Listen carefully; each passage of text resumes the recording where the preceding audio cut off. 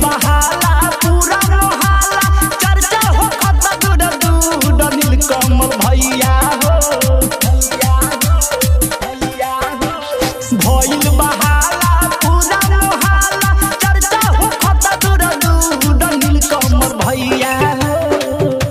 नीलकमल भैया हो काहे बिगड़ल अपन तू सूर नीलकमल भैया हो काहे बिगड़ल अपन तू सूर नीलकमल भैया हो presented by New Rag Music.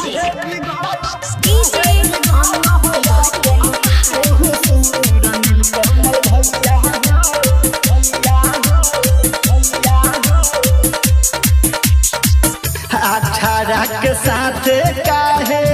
कोई न जाइज जे भी बात सुनत कहे नई खे हो जाइज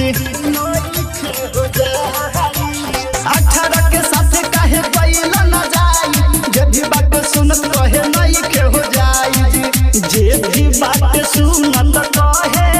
नई खे हो जाइज पहिला ऐसन खेला भइल झमेला दोस्तन के चक्कर में भइल लमरेला दोस्तन के चक्कर में भइल रे लमरेला पहिला ऐसन खेला भइल झमेला बड़ा तू सदर मशहूर नीलकमल भैया हो नीलकमल भैया हो काहे बिगड़ल अपन तू सूर नीलकमल भैया हो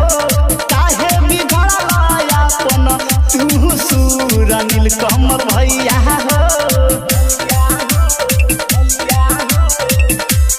Presented by New Rag Music.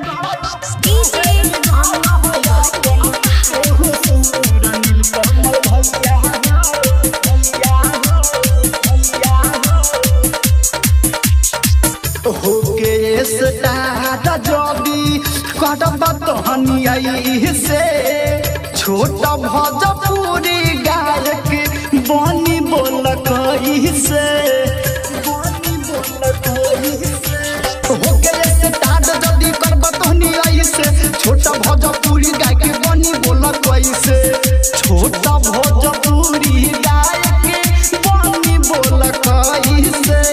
आशिक भय कुंदन मुना सुने के भइल बदुख हो दुगुना सुनी के भइल बाटे दुख हो दुगुना आशिक भय रमेश रसीला भइल हो बेसहुर नीलकमल भैया हो नीलकमल भैया हो काहे बिगड़ल तू आपन सूर नीलकमल भैया हो काहे बिगड़ल तू आपन सूर नीलकमल भैया हो साज फिल्म रिकॉर्डिंग स्टूडियो लाला छपरा चौक।